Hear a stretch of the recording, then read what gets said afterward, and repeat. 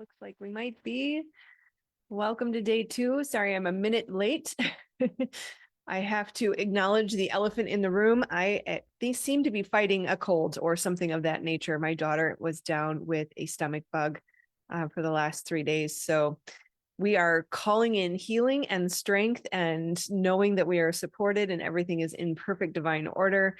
So if you hear me coughing, if I have to mute or grab a cough drop, just bear with me and know that I am here for you. I'm committed to being here, and it does not matter what life throws at me. I will not fail the commitment for this mission. So we are healing trauma. We are unleashing human potential. We are becoming the leaders that the world needs us to be today. And this experience will catapult you, 10x your success, and quantum leap you into the life of leadership that you were made for. So welcome back to day 2. What was your biggest takeaway from yesterday? I would love to hear who's here. If anyone is watching live, say hi, because of course we are now family. The beauty of healing trauma or becoming trauma informed is recognizing the importance of family and how we are not always only destined to our birth family, that we can become family. We can create a new healthy family full of beautiful mirrors who reflect back to your beauty, strength, and gifts and purpose. So say hi when you jump in. Let me know you're here. Otherwise, let me know, what was your biggest takeaway from yesterday? Did you feel any shifts in your body?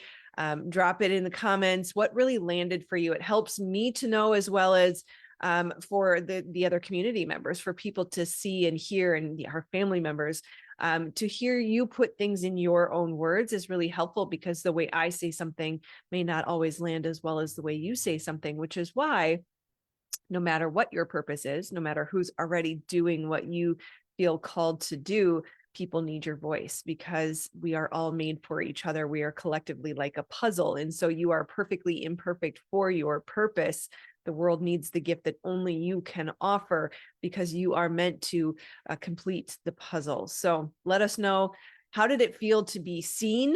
How does it feel to say hi and let people know? It's really interesting in the world of coaching and leadership, how many coaches can feel isolated and can feel as if it's impossible to be vulnerable. That can authenticity can be difficult, and it's not that there's inauthenticity or that people are necessarily being deceptive, but inadvertently or by default, by stepping into this position of leadership, no matter what your niche or your gift or your offering, there is an assumption by some that you are perfect. And so we as leaders have a very unique task at hand to remain authentic and to declare our right to vulnerability and our right to show up exactly as we are. And so being seen and saying, hey, yeah, I'm here. I'm interested in learning. I want to know more. It does not mean anything less of you as a coach. It does not take away. If anything, I would say it's strength to say that I want to learn more. I'm continuing to develop my craft. So don't be shy. Don't forget to participate. And remember, this is about healing the collective whole as much as it is about expanding our business and our own success. The tide rises all boats. So as you elevate and expand and quantum leap, you are also helping to elevate the collective whole. So let us see you. Let us know you're here. Remember that we are all in this together, whether you are helping others heal or you're healing your own trauma or wounding or removing blocks. Again, we are all in this together. So how did it feel to contemplate being the one? This is an interesting bridge from becoming or from being traumatized or being held back or struggling with subconscious blocks that we can't find, and stepping into leadership. We step into leadership not only in our own life as leading others or while leading others, but also we lead when we step into leadership by leading ourselves. And so to make that declaration, the commitment to healing, the commitment to becoming trauma informed, means that we are stepping into leadership. I am a leader in my own right because I lead myself first, and then I have that right to lead others. And I do that by healing, by becoming empowered, by taking my strength back, by learning to utilize this manifestation mechanism that is our body, which we will cover today. How does manifestation work? How is it intimately connected with the nervous system, and how can we utilize it to remove our blocks? It's important to remember, yes, you are the one to take back the reins of your life, to take back the power, to say, I am no longer a victim to anyone or anything, but also you are also the one to say, I need to do this with others. I need to be in collaboration. That again, we are collectively like a puzzle, and to refuse to be that hyper independent person, which is a trauma response, and to say, I'm going to learn interdependency and learn to collaborate and leverage. And it's always very helpful for me to remember that my weaknesses are really not weaknesses. They're opportunities for others to come in and contribute their gifts, that no man is an island. No one is going to be perfect at every single thing. And so I don't have to be great at everything. I just have to be willing to accept and invite and embrace collaboration and opportunities to support and receive. So no more doing it on our own, no more believing we should do it on our own. Notice how that'll show up. If you have that thought of everything's up to me, I got to make this happen, it'll show up in the shoulders. That is a trauma response, like I said. And ultimately, we are trying to do God's job when we are trying to do everything all on our own. So this is how we are stepping into receptivity and feminine energy, is by putting down that trauma response of hypervigilance and hyper independence and the belief that it's all up to us, so that we can receive and allow, not only from our collective brothers and sisters in our family, but also from the divine, right? We also want to remember that it is not up to us to fix everyone else's problems. Also, another trauma response. Again, as a leader, it requires the understanding of where do I need to step in and where do I need to allow others to contribute.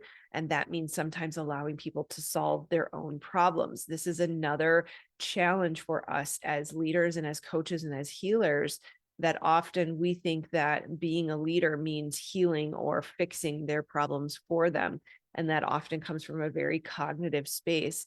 Whereas if we are truly in leadership of ourselves, of our energy, of our ability to receive guidance and support and hold space, we find that we actually are allowing or teaching or holding space for the client to solve their own problems. And you'll find that it's very exhausting to try to solve your own problems from your cognitive place, from your cognitive thought processes, but it's even more exhausting to try to do that for a client.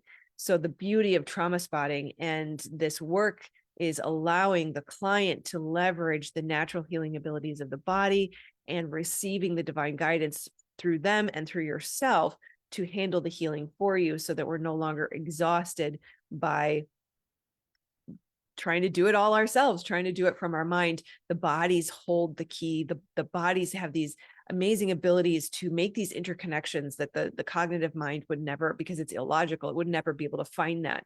And so it's no longer up to us to solve our problems for our clients. We want to allow them to solve it through their own body, through their own understanding. And the best part about that is we are teaching a man how to fish. Instead of doing it for them, we teach them how to do it for themselves, right? So no longer do we sort of, it's almost a form of self-abuse by trying to solve other people's problems. We're not responsible for how other people feel or their success. Ultimately, at the end of the day, we can lead a horse to water, but we cannot make it drink, right? So we want to stop taking responsibility for things that we should not be, right? And trusting that the divine will move through us, allowing them to see that life can be beautiful, that they can take their power back, that they can achieve healing, success, and create the life of their dreams, right? So remember that they are capable, we are capable in our healed state, and or our clients are capable of creating a life that they love.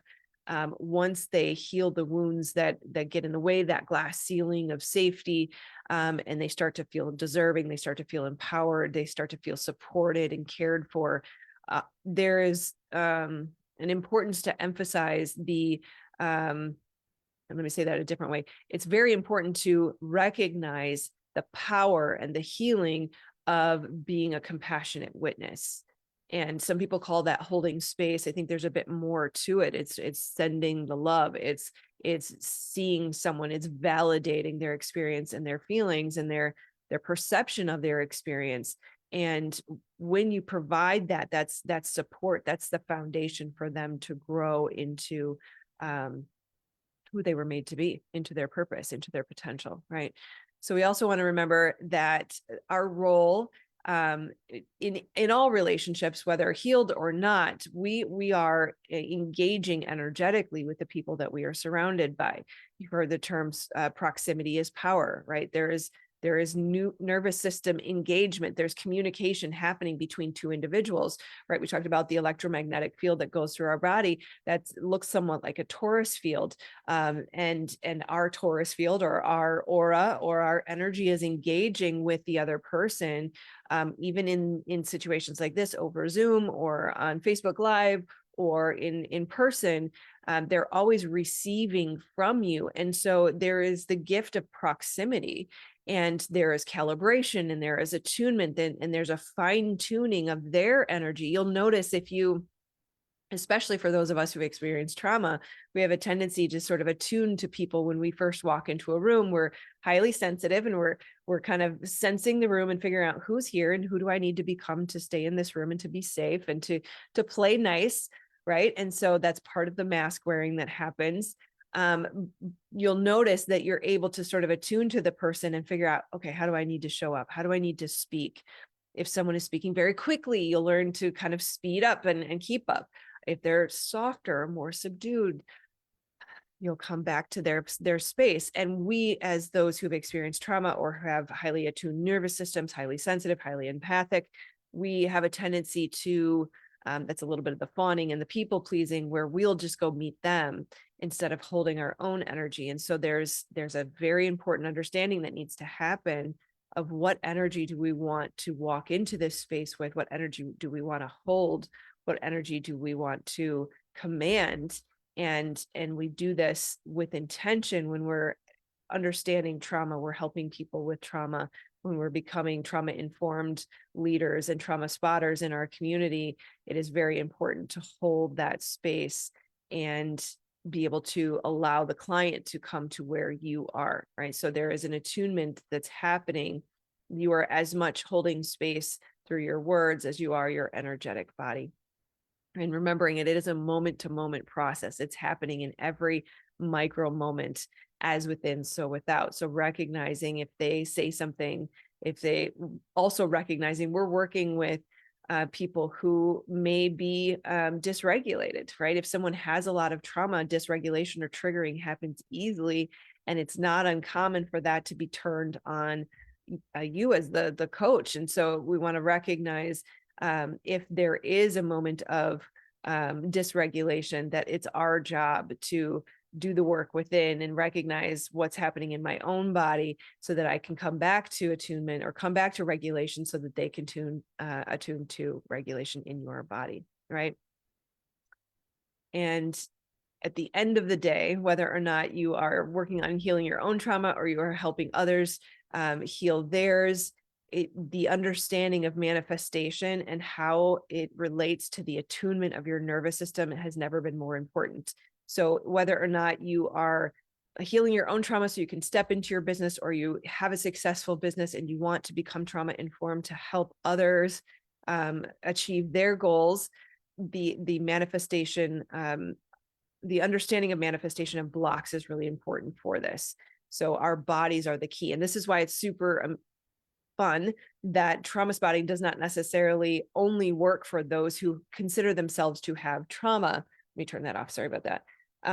Our body is highly intelligent, highly connected to the divine. And again, like I mentioned yesterday, it knows how to heal. It knows how to guide us and show us which way is right for us. And it's up to us to understand how to read the body and understand what's the block, what's the message, what are we moving through here? And that is required to understand, how do I take it to the next level? How do I quantum leap? How do I manifest my dreams, goals, and desires? All right. So alignment is only possible when the nervous system believes it is safe. So we have that understanding of what's happening in my body, and then we can tune into the body and really get a sense of what's coming up, what's being triggered, what part of me is showing up, what message does it have, how do we move through this? and then we can take the next step. All too often we just kind of go, I don't want to deal with that. Yeah, I'm feeling a little anxious. Yeah, I'm feeling a little uncomfortable. I'm feeling a little triggered. I'm just going to ignore that. I'm going to pretend that's not there. And that's what keeps us stuck. That's what keeps us from manifesting. That's what keeps us from moving forward. And at the end of the day, I mentioned this yesterday. It's worth repeating for those of you who did not hear it or just need to hear it again, because repetition is the key to all learning.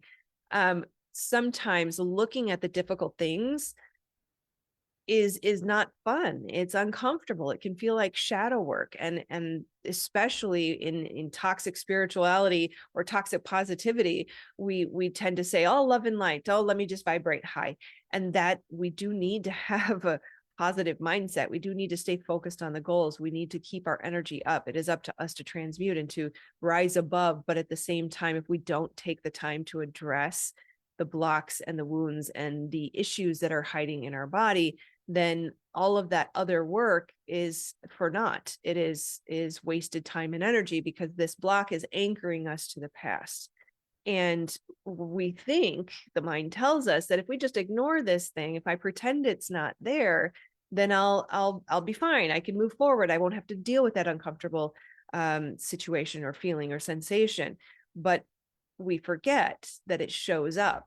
It shows up as depression. It shows up as anxiety. It shows up as self-sabotage. It shows up as relationship difficulty. It shows up as magnetizing more of that trigger in our future life. And so we want to really remind ourselves and our clients that the uncomfortable moments that we have to spend, the 30 minutes to an hour that we spend in a session moving through that block, is such a small price to pay relative to the prohibitive effects that we'll have for years and years and years down the road, right? We talk a lot about core beliefs in coaching. You just have to believe it will happen. Believe in yourself. Believe, XYZ, whatever your thing is, right? We can kind of target the three primary: believe in wealth, believe in health, believe in love and relationships. It will come. This is true to some extent. But, right, here's always the caveat with the subconscious mind. I'm doing that with my prefrontal cortex. I'm doing that with my intelligent brain. My subconscious brain does not always believe it. And yes, again, I just said this, right? The key to all learning is repetition. The subconscious brain does start to adopt things when we repeat them. But if there's a trauma, if there was an event in your life that had a strong emotional charge attached to it, there was something so solidified in your subconscious brain that said, no. And I don't know why Zoom does that. I cannot make it do that. That's amazing. I don't know if it'll show up for you on Facebook, but we just got a thumbs up from the divine, which is super fun. But anyhow, we were saying beliefs, if they are tied to a strong emotional charge, a strong memory, a memory that had a strong emotional charge that is so solidified in our subconscious brain that we cannot override that with just prefrontal cortex cognitive processing, right? So learning to let go of limiting beliefs requires that we utilize the body, remembering that all strategies work in the right energy. The right energy is the state of the nervous system, and the memories or the emotional charges or the traumas that are living in the body that are attached to the event or the thing that we have a belief around, right? So you could say, Amazon affiliate marketing. I don't know. I don't know anything about it, just using it as an example. I see it a lot of commercials. That's what's coming to mind. That could work for, and it likely works for most people. It works for all the people who are in the right energy, who are aligned to it. But anybody who has a belief around what needs to happen to make it successful is going to struggle with that. And so that's where, again, if you're trying to step into your own purpose, or you're a coach who's trying to help people achieve their blocks or achieve their goals, get past their blocks, it is really about the attunement in the body, that feeling, those feelings, those sensations that come in the body, stepping into that rest state and removing the beliefs from the subconscious brain, desensitizing those triggers. So the next time they go to do that thing that they're trying to do to build their business, they are successful and they don't have those self-sabotaging behaviors, right? Okay. So many people, especially in the coaching industry, quietly struggle with shame and limiting beliefs. And it's this conundrum of the coaching industry where I can't be seen, I can't really let people know what I'm experiencing. I can't really let people know that I'm struggling because that might mean I'm bad or I've failed or I'm not good enough to buy from or I'm undeserving or I'm stupid or I'm powerless. Worst of all, worthless. Whatever their belief is, again, this is not an intelligent functioning brain. This is not a thought that comes from the prefrontal cortex. If you missed the beginning, I mentioned I'm not feeling well, so pardon me if I'm stumbling over some words. You may hear some of the nasally stuff. My daughter was fighting the flu for the last few days, so we're getting through it. You'll get the point. That's the message is what matters, right? So trauma responses, understanding them in ourselves and understanding them in us is very, very important. And I guess I should just kind of wrap up that last point that I was making. Going after the shame, the limiting beliefs, it's going to require going through the body. It's not something that we think with our prefrontal cortex or our intelligent brain. It is subconscious. It's below consciousness or conscious level, and that's what causes a block that seems difficult to find or understand. Okay, so take a quick drink here.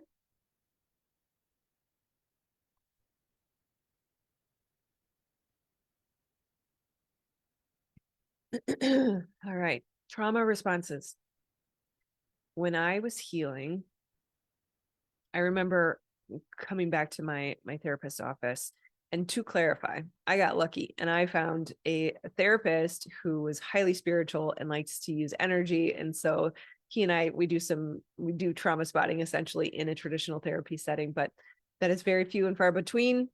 Congratulations if you do find it. It's amazing. Like I said, it has literally changed my life. But after those first 6 months to a year, I was finally starting to get on the other side of sort of that arc of healing. I started to notice that the person that I thought I was, the way I would describe myself, the characteristics I had assigned to my personality, many of them were trauma responses. And I did not quite understand that overgiving, overthinking, people pleasing, a lack of trust in myself, hyper independence, being passive and easygoing. These are things that I would have used to explain who I was. I take care of everything for everyone. I do everything all the time, even things I shouldn't. All right. I would say yes to things I didn't want to say yes to because I felt nervous about rocking the boat or upsetting someone. I struggled to trust myself. Obviously, it took me 7 years to get to this place.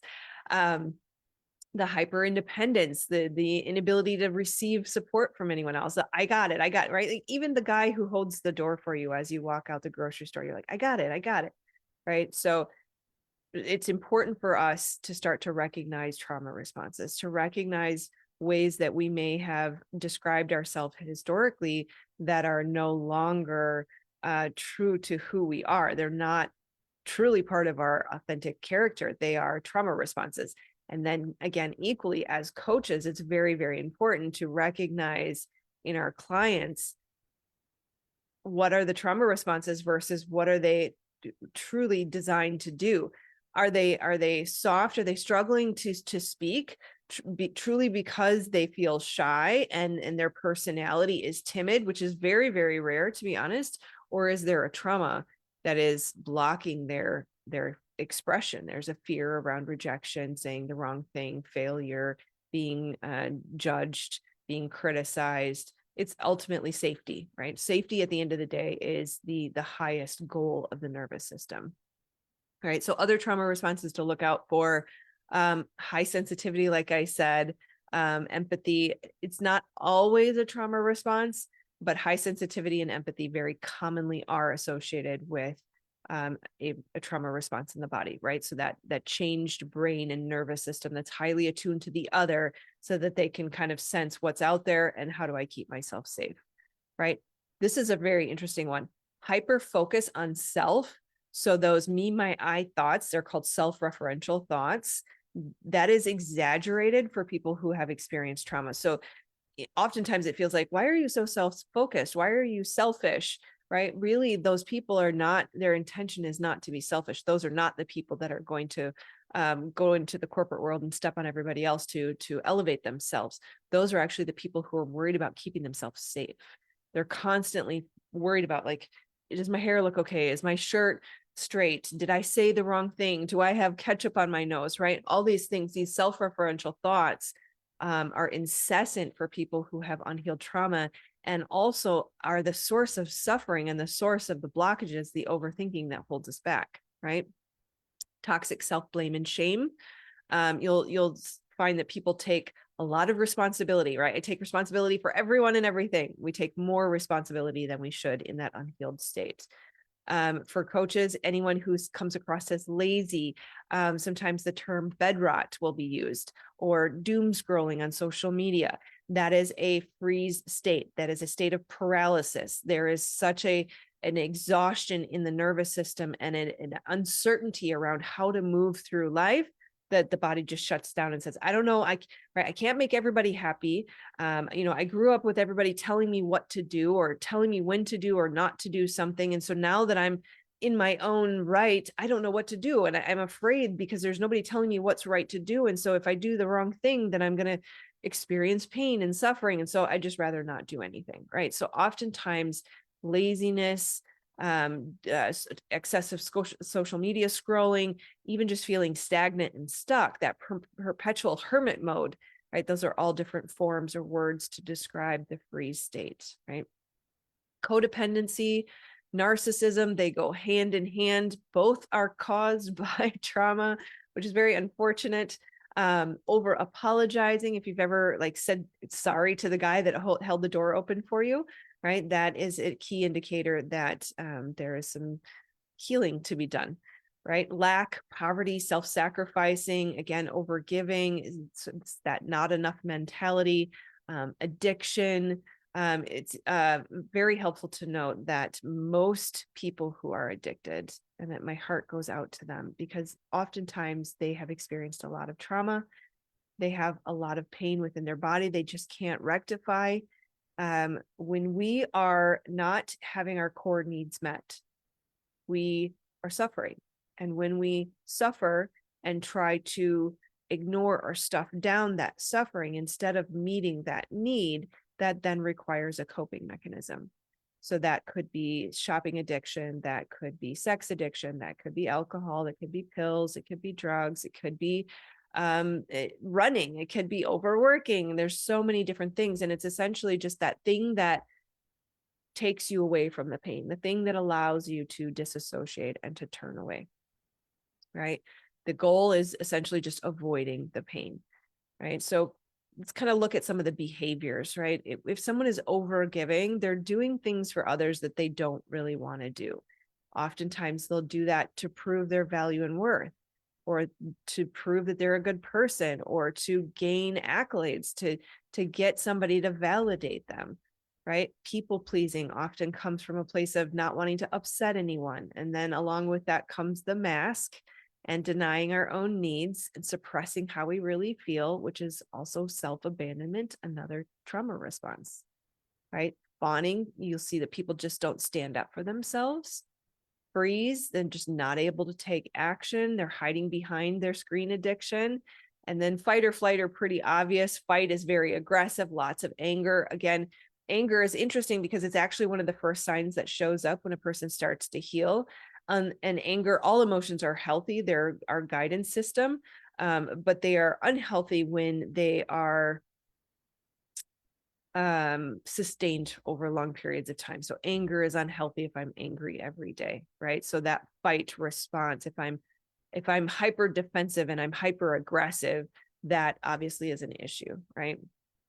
And all of these come about when we fracture as a child or in a long-term sustained toxic relationship. That's when it becomes difficult for us to get in touch with who we truly are, because part of that process when we fracture, there's pain, there's suffering, and then we have to avoid it. We have to suppress it. We have to deny it. And along with that, we are suppressing and denying our purpose, our true nature, our gifts, our talents, and our authenticity, essentially. So then it becomes difficult for us to get in touch with who we are. We lose our purpose and we lose our identity.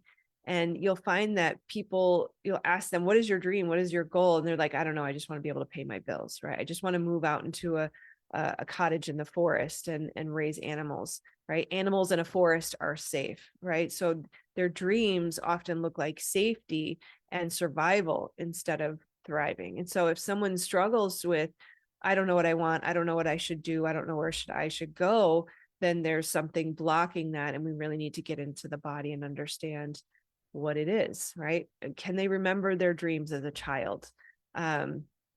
And it's okay if they can't see it. If they can't remember it, that's okay, because the beauty is the body keeps the score. Everything lives in the body, not just the bad things. So the not being able to see it is okay. It's in there. We just got to find it. And so looking for those blocks, what key memories. I mean, I can't get into the exact training on trauma spotting. That's what the mastermind is for. We have the More Than Enough Mastermind and Trauma Spotting Certification course. The doors are open. If you are part of this accelerator, you get $1,000 off. That discount lasts until Friday, where the price goes up. Today it's $2,222, and on Friday it goes up to $3,333. So I will drop links for that. I just wanted to mention that because this is so important. And like I said, this is going to be world changing. We as humanity have over relied on our brains for so long. And now that we're getting into our body, it opens up unlimited potential, unleashing human potential, unleashing the purpose in each person, and removing the belief that society has instilled in us that we are not enough, right? And it all hides in the subconscious and the body. So that's why that's the key. Body keeps the score. So why is it in the body? That's a key point to cover.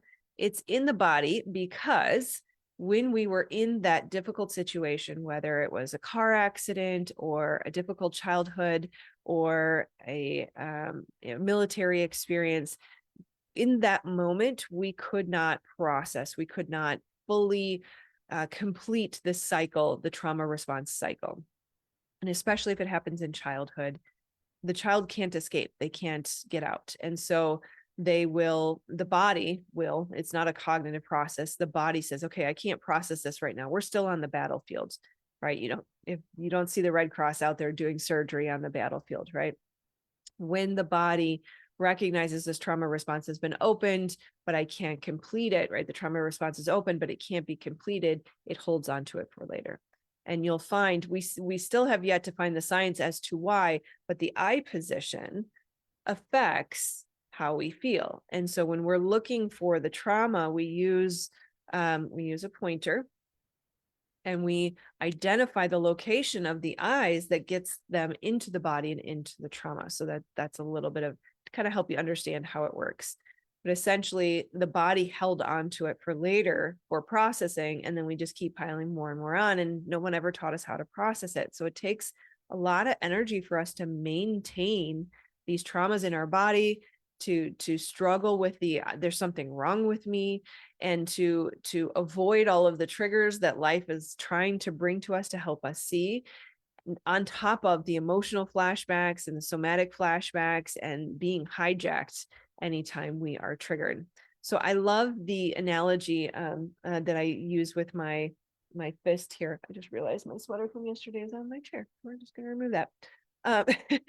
If you're as old as me, you remember those commercials. This is your brain. This is your brain on drugs. I'm not doing that, but this is your brain. We're not going on drugs here, but this is your brain.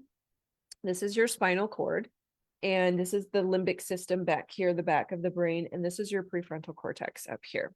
This part of the brain, like I said, is in charge of executive functioning, strategy, checklists, planning, creating what you want to say in a conversation, things of that nature. This part of your brain is connected to your fight or flight response, your memory center, your emotional center. And this is basically the subconscious brain, to simplify. So when we experience a trigger, we're moving through life. Let's see, when we were young, our dad used to always wear red shoes. And I walk down the street and a guy bumps my shoulders, and he's also wearing red shoes, or maybe you don't even require the bumping of the shoulder. It's just the red shoes. That will be enough to cause this part of your brain to respond and say, there's a threat, right? When this part of your brain responds, it literally swells. And when it swells, it is lifting off your prefrontal cortex. So when you feel hijacked, when somebody triggers you and you're like, why do I feel like I'm a little kid again? Or you go home to see your mom and you feel like a little kid again. Part of you is being hijacked. Your emotional center, your fight or flight response, your limbic brain, limbic system, because it's parts of the brain, is inflamed. It's engorged. And for those who experienced a lot of trauma, that happens very easily, or they even live in that state more often than not.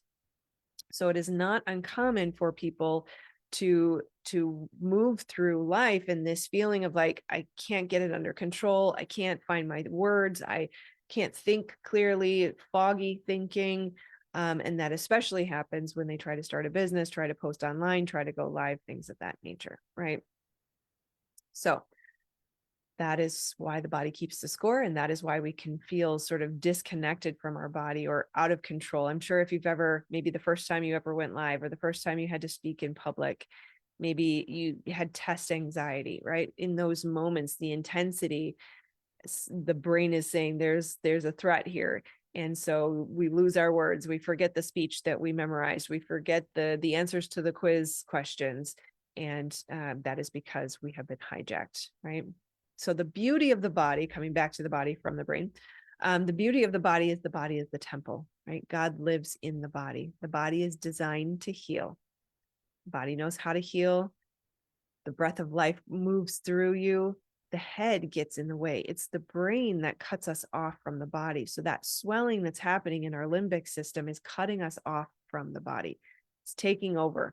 It's a subconscious response, right? You see a tiger, you run. You don't need all of the intelligent executive functioning. You don't need all of the processes in the body to be able to run, right? That's why our digestion shuts off. That's why our immune system is compromised, because if you're running from a tiger, the only thing you need to know how to do is move your feet, right? All of your blood goes to your arms and your legs so you can get the heck out of there. Well, living in that state is what cuts us off from miracles and our manifestation mechanism. That's why talk therapy alone doesn't work, because we need the body to be able to handle and process and release and heal and repair and grow again, right? So I've tried everything. This is how I know somatic therapy is the only thing that works for me. I tried hypnosis, I tried cognitive behavioral therapy, I tried mushrooms, I tried affirmations and meditations, you name it, I tried it. Nothing worked until I found trauma spotting. And so we're working with the body, we're working with the energy in the body, as well as the brain to access the trauma in the body, right? So I guess I'll just give you a little bit more information on how it works, because I understand it can feel so elusive as I try to explain it. By the way, if you have not yet had a free session with me, reach out. I do offer free sessions. It's just sort of a get to know the process and see how it works. And inadvertently, you end up getting to remove a block that shows up in your life as well. So what happens is the optic nerve, when we use the pointer to find the access point to the trauma, the optic nerve runs straight back to the limbic system. And where we look allows us to access the trauma in our body. Then we locate the trauma in the body based on what area of the body is calling our attention most. And then we breathe into that and we just hold that eye position and our focus and attention on that sensation in the body, calming the nervous system. So then the practitioner is calming their nervous system to come into regulation, if they should be already, but so that the client can attune to them and come into regulation for themselves. And that allows the body to go into the rest, digest, healing, growth, repair state. And then the energy that's moving through and being given and offered helps support that. And things are pulled and released in ways that I can't quite explain. That's really up to the divine. But that's how we desensitize the triggers. The body releases and removes the triggers or the traumas from the body. We regain our energy and we can finally move through life the way we want to. So the reason that this is so important and how it connects to manifestation is that we tell ourselves a story about how things are bad or wrong or broken. And when we do that, we are flooding the body with stress hormones, cortisol and adrenaline. And when we are in that stress state, it's highly acidic. So let me start over. Manifestation essentially is it starts with our beliefs, right? Our beliefs are our foundation. Our beliefs are solidified, especially through traumatic situations or extreme memories in our subconscious brain. So that happens automatically, right? It's firing without us even thinking about it. From there, the belief creates the thought that says there's something wrong, there's a threat, there's something's bad, it's not going to work for me. Then the body is flooded with stress hormones, cortisol and adrenaline. That creates emotion in the body. Emotion is different than feeling. Emotion is your energy in motion. So if I feel like, oh, there's a problem, then my body is flooded with stress hormones, and my frequency, my emanation, my vibration, what moves out into the world and is my magnetic frequency or my signature, then draws more of that to me. Right. And so if we're living in that hypervigilant state, we've constantly got all of these beliefs firing off one after the other. Our constant frequency is more struggle, more lack, more fear, more protection, more defense, versus the healed state, right? When we can remove these traumas, reprogram the beliefs, reprogram the subconscious, and apply new baseline beliefs around I'm safe. Everything's always working out in my favor. I'm provided for no matter what. Everything's amazing. God's got this. It's all happening for my good, right? All of these beliefs, the body's going, oh, okay, we're fine, right? Serotonin, dopamine, right? Melatonin, all the beautiful hormones that cause our body to feel good. That is our emotion. And then our emotion becomes our energy, and motion becomes our frequency, becomes our attraction point. So this is how the nervous system impacts our manifestation, because when we are triggered and activated, we are stressed, our energy is stressed, and we are drawing that to us. The difference between emotion and feelings. So emotion, there's some debate. What comes first? There's science to say both. So we'll just go with what I've noticed in my life is emotion usually comes first. Emotion is the feeling in the body. The feeling, right? The emotion is the sensation in the body. The feeling is the emotion plus the story we assign to it. So when we start to tell ourselves a story, right? So if I have the belief that the red shoes are a threat, I'm triggered, I have flooded my body with stress hormones, I feel the sensation of something's not right, then I assign the story, oh, that guy's wearing red shoes, he's dangerous. That's the feeling. I feel that man is dangerous, right? So just a point of clarification. This is why we not only raise our vibration and our frequency, but we have to manage our nervous system and calibrate to attune our frequency to the frequency of abundance, expansion, unlimited potential, right? Quantum leaps. So when we heal ourselves, we're able to give ourselves grace. All too often we beat on ourselves, and it's that toxic self-blame, self-shame, high levels of responsibility, right? But we are all humans. We are allowed to take up space. We're allowed to be here. We're allowed to make mistakes. We want to give ourselves grace and space to be human. We want to laugh at our faux pas. We want to take a bow when we trip. We want to forgive ourselves for the bad day. We want to honor our feelings and our emotions no matter what, because they are a beautiful gift that helps us navigate the world, right? And when we do this, when we do all the work that I've been covering over the last however many minutes, I need to check time. Oh my goodness, 46 minutes. Wow. Time flies when you're having fun. When we do this, we are fully self-actualizing. We can finally be comfortable in our own body. It's as if we are reborn, because we are realigning to our original design. We reclaim who we were designed to be.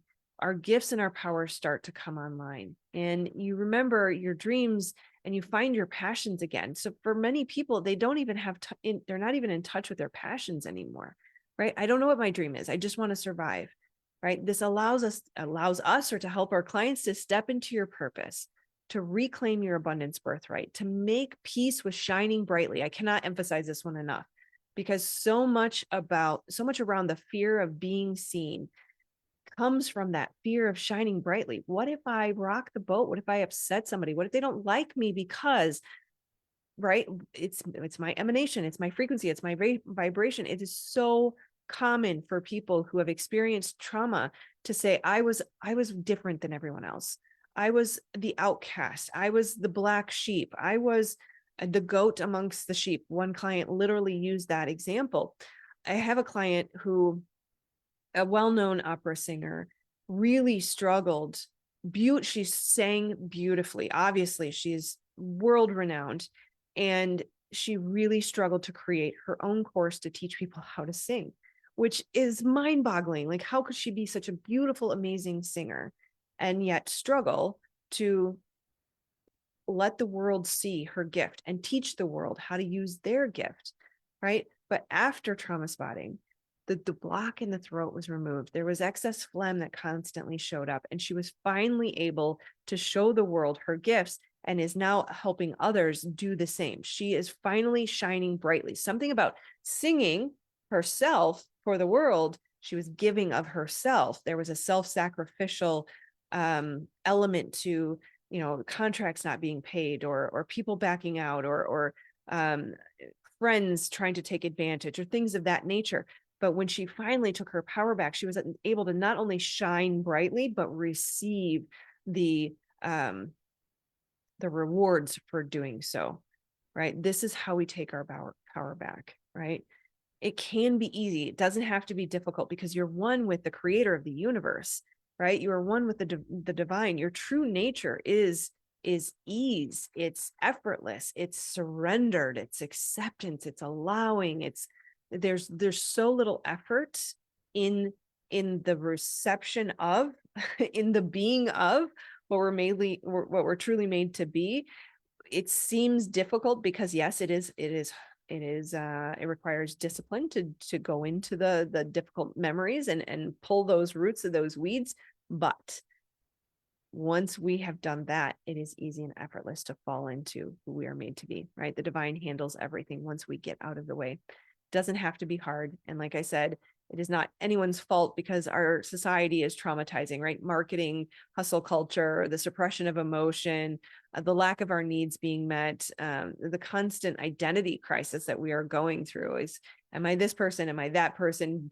Should I buy this thing? Should I buy that thing? It causes that fracture within us. So as we kind of pull back into ourselves, regain the parts of ourselves, we become whole and complete again. We rest in the divine, feminine, magnetic, allowing reception of miracles, right? So being one with our creator calls all of those fractals back. And I love to think of ourselves as sort of a ray of a rainbow.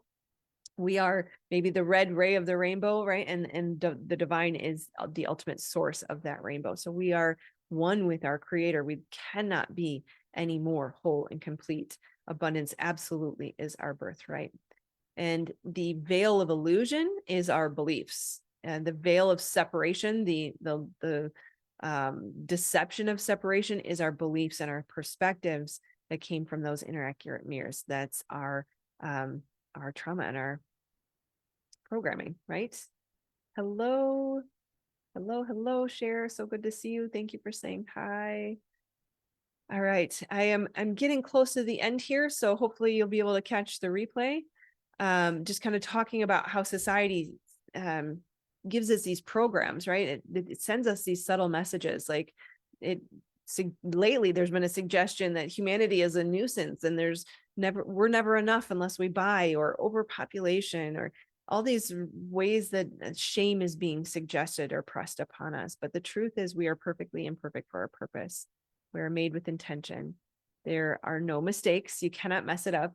You are here for a reason, and that is to step into your purpose, to use your gifts to your highest potential, to allow your creator to move through you, and to let go of the reins of control and trust the divine will move through you, to get out of your own way, right? You can't help but manifest your purpose and the goals and desires put on your heart when you get out of your own way, right? And that requires the healing that has caused us to believe that we have to cling to control and our masculine tendencies, right? And I know this because I've lived it. First, I lived the life that they said I should, right? And now I'm living the life that I know I'm meant to. And I felt that sadness and that frustration and the struggle of like, why can't I make this happen? Why can't I fix this? When I was living that unhealed life on the wrong path. And you know what's right for you because the truth will resonate in your body, right? I went from extreme levels of depression and poverty and system overwhelm to a life of freedom and abundance and connection and guidance and service. And everything I have ever dreamed of has come through the moments of healing and the moments of release and freedom and surrender and trust and faith, and allowing the protection and the provision to pour into my life, right? So you can use your body to sort of discern what is right for you. When you say negative things, when you say things that are untrue, it feels like crap in your body, right? When you say positive things, it feels good. Even as you go through these 3 days of training, you'll be able to sense in your body, aha, I found it, right? The light bulb moment, those moments of like, yes, right? That's your body resonating with truth. And you can even do an exercise. You can kind of just say some negative things to yourself, right? Close your eyes, feel your body, and just say, I'm a mistake. I'm a nuisance. I'd be better off if I wasn't here. And really notice how your body responds. I don't even want to keep going because it's such a terrible thing to create. We don't want to create that in our body. So kind of shake that off. Did you know shaking is a good sign? It's a way for the nervous system to shake out traumas. And then come back and say something positive, right? I am a beautiful gift. I am a blessing to the world. I have purpose. I'm going to do big things. The divine lives in me, loves me very much, and moves through me in every moment. And notice how your body gets excited. Maybe your heart gets a little fluttery. Your body will speak to you. So really start to practice being in your body and listening to the gifts that your body has to offer you. Remember that perfection does not equal worthiness. You are perfectly imperfect for your purpose. So don't allow the subconscious brain, the old programs, the voice of trauma, tell you all of these stories that are going to make you feel like crap. Don't let it destroy your gifts and your purpose and your future, right? Don't let it tell you there are parts of you that you should deny or push away or reject.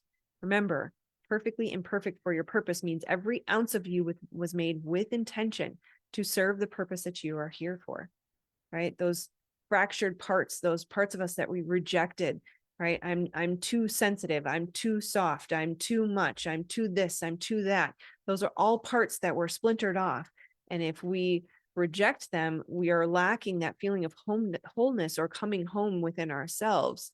And we are again foregoing our purpose and our gifts and the way we were designed to be, right?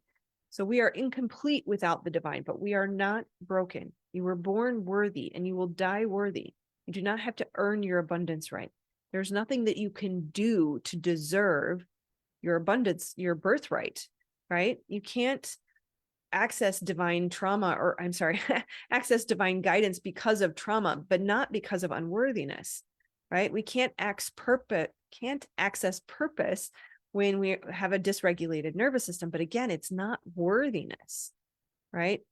The divine wants us to claim our birthright, claim the power that we have been given, and use it in conjunction with the divine, right? Co-creation to serve your purpose, the reason you are here. You have a gift, and the world needs the gift that only you can offer. When we forego this, we will feel incomplete. We will feel that lack of fulfillment. Hi, Judy. Hi. So good to see you. Thank you for letting me know you're here. Sometimes I feel like I'm like, am I in an echo chamber? If anyone else is here, let me know. It does help kind of feed me energy. If you didn't hear the beginning, I am struggling with a little bit of a bug today. So hopefully your energy helps perk me up. But yes, so kind of looking at why we remain stuck, right? We think that the path we should take, the subconscious brain, the limbic system tells us we should do these things. And those are the things that keep us stuck. It is being able to rest in that calm nervous system state that allows us to receive the divine guidance that's going to fuel us forward and move us towards our purpose, right? Remembering that the brain is designed to keep us safe. So it's going to keep us in the familiar, right? Toxic self-blame, punishing ourselves, beating ourselves into submission, telling us that this is all there is, so we should just accept it, right? And causing us to fall into hopelessness, right? But we are worthy no matter what we experience. We are worthy no matter what mistakes we had or made, no matter what. There's nothing that takes away your worthiness. So remember that you deserve that dream. That dream was put on your heart for a reason, because the divine needed you to step into your purpose. right? You are here to do the thing that calls you. It is safe to trust the guidance of the desires of your heart, to quote Amanda Francis, right? We're not made to do this alone. So just remember that. So I was going to tell you my story today, but it looks like we are out of time. I do have a client session on the hour, so I have to break. But I promise you tomorrow, I will go into greater detail about my story and all of the different intricate details. As much as it's kind of a gory story, I don't love to tell it, but it's important for you to know that it can be overcome. Hi, Lisa. Thank you for saying hi. So good to see you. So join me tomorrow. For today, we do have a freebie. The freebie for today was the future self progression to meet your millionaire self. So if you post in the group your commitment on how you're going to move forward, what is your big aha over the last 2 days? What has created a light bulb moment for you? What has given you hope that is bringing renewed, energized energy into your life, right? Energized energy is renewing your energy and bringing energy to your life so that you can step forward. So let the group know. I did mention this in the beginning. In case you missed it, it's worth mentioning. It helps me, one, know what resonates with you so that I can sort of perfect the language, because we need the world to know about how to unleash human potential and create a beautiful world for all of us to live in. And also it helps your community members, because if you repeat something, you're going to say it in a different way, right? So when you say this stood out to me, or this created a light bulb moment for me, you're helping not just me and spreading the message, but also the community, our family, right? We are family now. So those of us who are here in this group, we are part of a soul tribe. So support the family by sharing what's your big aha. Don't be scared. Let others see you. This is part of stepping into empowerment. And if you are a coach, you are wise and you have lots to offer. And this is not just my space. So make sure that you share your gifts with the world as well. So post that and I will send you the future self progression to meet your millionaire self. Tomorrow we have the freebie of the Theta Healing for Abundance blocks and how to step into your purpose. Do remember to share this group to be entered in the drawing for a free coaching session. If you just post any of the videos or just a link to this group, to share the group, to spread the message and tag me in it, let me know you did that. I will enter you into a drawing for a free one-to-one session. And as a reminder, the More Than Enough Mastermind and Trauma Spotting Certification course doors are open today. We will be closing at the end of this accelerator.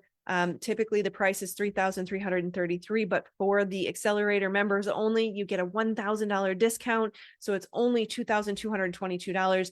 And there, of course, is a payment plan. So I will drop a link after I jump off, and you can go check out the details. 8 weeks, you will cover everything around trauma. How does it affect the brain and body? What are the common trauma responses? How do they show up for most people? Because they're so sneaky, they're so subconscious. As well as one-to-one sessions with me and practice partner sessions. You will learn how to become a trauma spotter, as well as receive trauma spotting sessions, a total of 8 sessions as part of that package. Otherwise, you can sign up for the 1-year program. If you have the healing to do, you're not quite ready to step into coaching, I would suggest the 1-year program as well. So keep an eye out for that link. I love you guys. I can't be late for my client. So I will see you tomorrow at the same time. We'll talk soon. Sending love. Namaste.